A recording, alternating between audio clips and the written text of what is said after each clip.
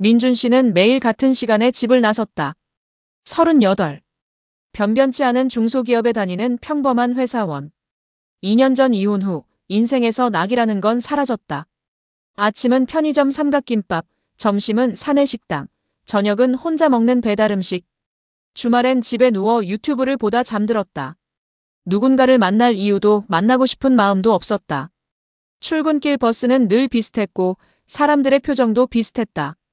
그는 특별한 일을 기대하지 않는 사람이었다. 아니, 기대할 수 없는 사람이 되어 있었다. 하지만 다다다음 정거장에 가까워질 때면 습관처럼 고개를 들었다. 그 정거장에서 타는 한 여자가 있었기 때문이다. 이름도 나이도 어디로 가는지도 몰랐다. 늘 같은 코트, 같은 가방. 하지만 그녀가 버스에 오르는 순간 공기의 밀도가 달라졌다. 머리를 귀 뒤로 넘길 때 드러나는 목덜미의 곡선. 손목에서 풍기는 향수의 잔향. 민준 씨는 그 변화를 부정하지 않았다.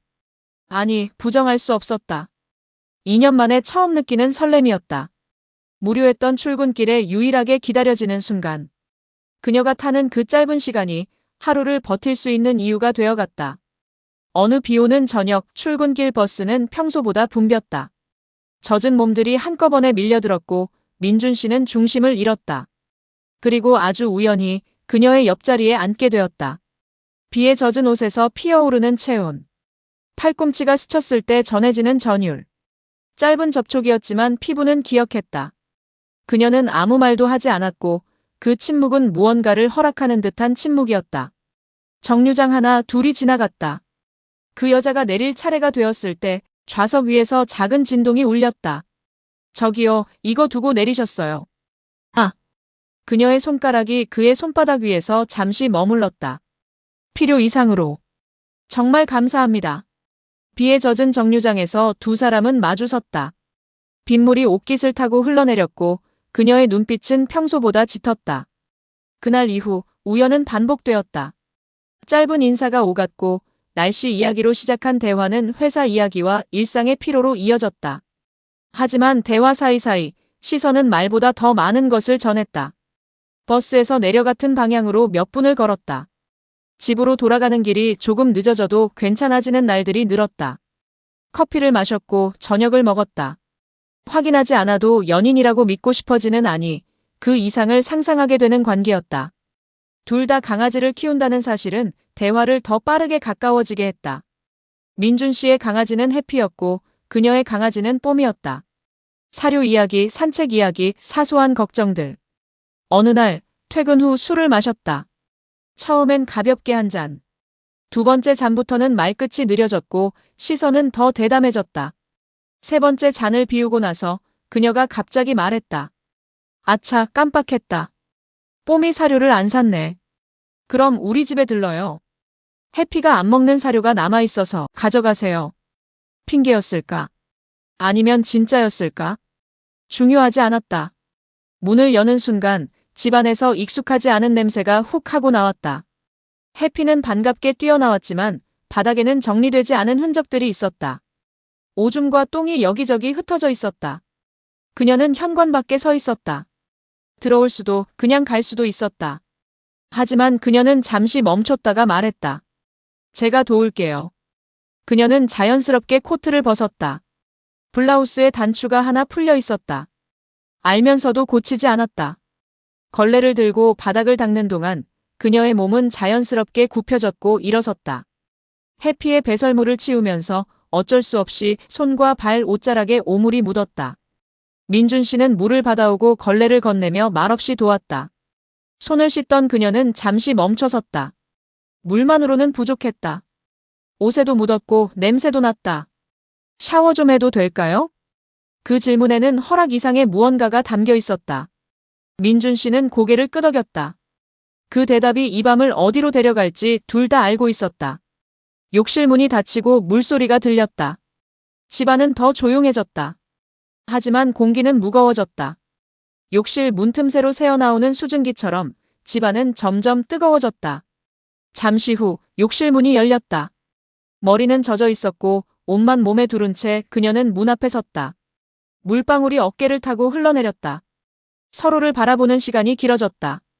말은 없었지만 시선은 온몸을 훑었다. 소파에 나란히 앉았을 때 처음엔 손만 스쳤다. 그 다음엔 손가락이 얽혔다. 떼지 않았다. 체온이 분명히 전해졌다. 숨소리가 가까워졌다. 그녀가 먼저 몸을 기울였다. 아니, 민준 씨가 먼저였을지도 모른다. 중요하지 않았다. 입술이 닿았다. 처음엔 조심스럽게. 그 다음엔 탐욕스럽게. 옷이 흘러내렸다. 민준 씨의 손이 그녀의 허리를 감쌌고 그의 손가락은 그녀의 셔츠 단추를 풀었다. 그날 밤 선은 무너졌다. 완전히. 의도적으로. 소파에서 시작된 것은 침대로 이어졌다. 숨소리와 신음, 살과 살이 부딪히는 소리. 땀과 향수가 뒤엉킨 냄새. 모든 것을 설명하지 않아도 서로는 알고 있었다. 이 밤이 끝나면 관계는 되돌릴 수 없게 변할 것이라는 걸. 그날 이후 그녀를 볼 수 없었다. 연락처를 교환하지 않았기 때문이다. 이름도 번호도 SNS도 몰랐다. 다만 매일 같은 버스, 같은 시간에 탈 거라는 기대만 있었다. 하지만 그녀는 나타나지 않았다. 일주일이 지나고 2주일이 지났다. 민준 씨는 다다다음 정거장을 지날 때마다 고개를 들었지만 그녀는 없었다. 어느 날 아침 늘 타던 그 버스를 탔다. 같은 시간 같은 자리였다. 기대하지 않았다. 아니, 기대하지 않으려 했다. 다다다음 정거장에서 문이 열렸다. 그녀가 올라탔다. 하지만 이번엔 혼자가 아니었다. 옆에 한 남자가 함께 있었다. 남자는 먼저 버스에 오르며 말했다. 여보, 여기 자리 있네. 그녀는 고개를 끄덕이며 그 남자 옆에 앉았다. 그 순간 그녀의 시선이 잠깐 흔들렸다. 분명히 나를 본 것 같았다.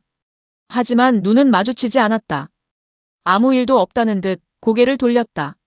민준 씨는 그 자리에 그대로 앉아 있었다. 그날 밤의 온기가 신음이, 땀의 짠맛이 생생하게 떠올랐다. 하지만 그녀는 이미 다른 사람의 것이었다. 아니, 원래부터 그랬을지도 모른다. 버스는 출발했고 차창 밖 풍경은 평소와 다르지 않았다. 다만 다다다음 정거장은 그날 이후로 더 이상 특별하지 않았다. 그렇게 나는 일상으로 돌아갔다. 같은 시간에 버스를 탔고 같은 자리에 앉았고 아무 일도 없었던 사람처럼 하루를 반복했다.